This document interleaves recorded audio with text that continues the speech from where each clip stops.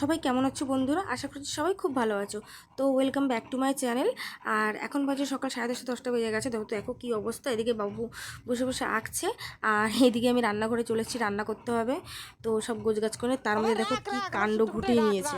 আমি বাইরে বেরিয়ে দেখি আমার ঠাকুরের আসনের শিবলিঙ্গটাকে বার করে নিজের গায়ে মাখা সাবান দিয়ে ঘষে ঘষে স্নান করাচ্ছে আর বলছে আমি আজকে বাবার ভোলানাথকে স্নান করেই ছাড়বো। দেখো কল ছেড়ে দিয়ে কী অবস্থা।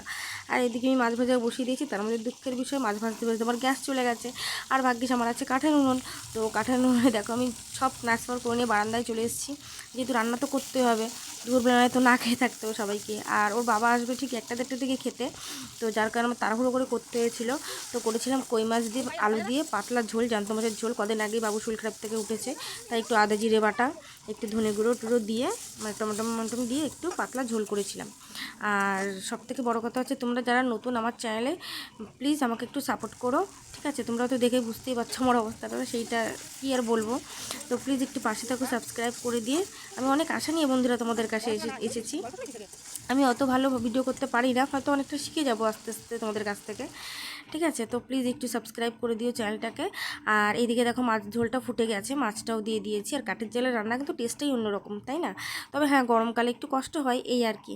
তো দিয়ে দিয়েছি, দিয়ে দেওয়ার পরে মাছের ঝোলটা প্রায় হয়ে যাচ্ছিলো। এর মধ্যে আমাদের বাবাও চলে এসেছিলো, তাই আমি বললাম যে দাঁড়াও আমি দিচ্ছি, আস্তে আস্তে হয়ে যাবার। এখানে করেছি একটু কুমড়ো ভাজা, আর এইদিকে দেখো চিংড়ি মাছ পেঁয়াজ দিয়ে ভাজা করছিলাম।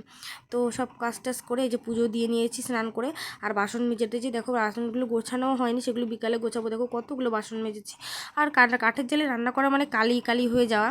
তো আমার সত্যি কথা বলতে ভাই যেমনই থাকুক না কেন, আমার কিন্তু বাসনে কালিকুলি ভালো লাগে না। তো দেখো এই কড়াইটাতে আমি রান্না করেছি। তো দেখো কড়াইটা কতটা পরিমাণে আমার মাছ দেওয়া হয়েছে, যার কারণে এরকম সাদা হয়েছে। আমি এই কড়াইটাতেই রান্না করি, আমার পরিষ্কার কড়াই মানে আগাগোড়াই ভালো লাগে। তো আমিও খাওয়া দাওয়া করে নিয়েছি, আর এদিকেই খাওয়া দাওয়া করে বাবু অনেক আগেই শুয়ে পড়েছে। আর আমিও এখন একটু বিশ্রাম নিয়ে নেব।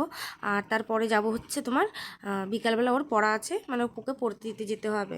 তো সবাই টাটা, আর দেখা হচ্ছে বিকালে।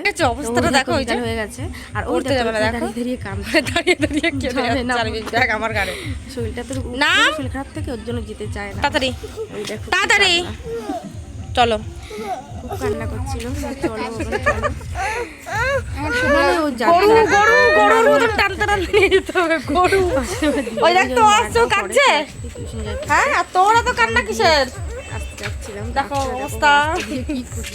রাস্তা কান্না করতে করতে নকশা, পুরো রাস্তাটাই কান্না করতে করতে বললাম আয় চল। চোখটা জামা প্যান্ট ধুলাম এই মাত্র। তো জামা প্যান্টটা ধুয়ে সন্ধে প্রায় হয় সন্ধে দেবো। আর এদিকে দেখো কতগুলো জামা কাপড় রয়েছে, এগুলো গোছাতে হবে। আর এই যে এটাকেও তুলবো, তো এটাকেও তুলবো। আর তারপরে গুছিয়ে গেছে, রান্না করে বাসন আছে, বাসনগুলোও গোছাতে হবে। তো চলো সঙ্গে থাকো, দেখতে থাকো।